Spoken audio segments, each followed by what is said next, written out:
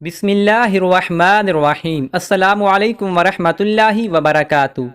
حضرت ابو امامہ رضی اللہ عنہ سے روایت ہے کہ رسول اللہ صلی اللہ علیہ وآلہ وسلم نے فرمایا، جس آدمی نے اللہ تعالیٰ ہی کے لیے کسی سے محبت کی اور اسی کے لیے دشمنی کی، اور جس کو دیا اللہ تعالیٰ ہی کے لیے دیا اور جس کو نہیں دیا اللہ تعالیٰ ہی کے لیے نہیں دیا، تو اس نے ایمان کی تکمیل کر لی۔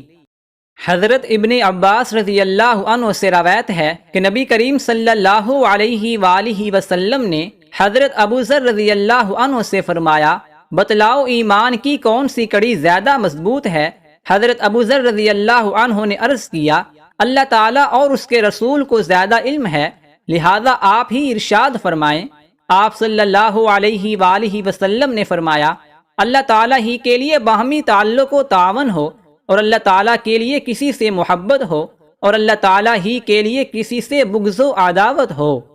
حضرت انس رضی اللہ عنہ سے روایت ہے کہ رسول اللہ صلی اللہ علیہ وآلہ وسلم نے فرمایا، ہر وہ آدمی جہنم سے نکلے گا جس نے لا الہ الا اللہ کہا ہوگا اور اس کے دل میں ایک جو کے وزن کے برابر بھی بھلائی ہوگی، یعنی ایمان ہوگا۔ پھر ہر وہ شخص جہنم سے نکلے گا جس نے لا الہ الا اللہ کہا ہوگا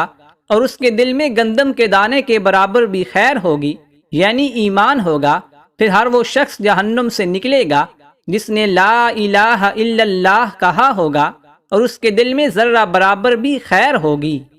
حضرت انس بن مالک رضی اللہ عنہ سے روایت ہے کہ رسول اللہ صلی اللہ علیہ وآلہ وسلم نے فرمایا، جو آدمی دنیا سے اس حال میں رخصت ہوا کہ وہ اللہ تعالیٰ کے لیے مخلص تھا، جو اکیلا ہے جس کا کوئی شریک نہیں ہے، اور اپنی زندگی میں نماز قائم کرتا رہا، اور اگر صاحب مال تھا تو زکوٰۃ دیتا رہا، تو وہ آدمی اس حال میں رخصت ہوا کہ اللہ تعالیٰ اس سے راضی تھا۔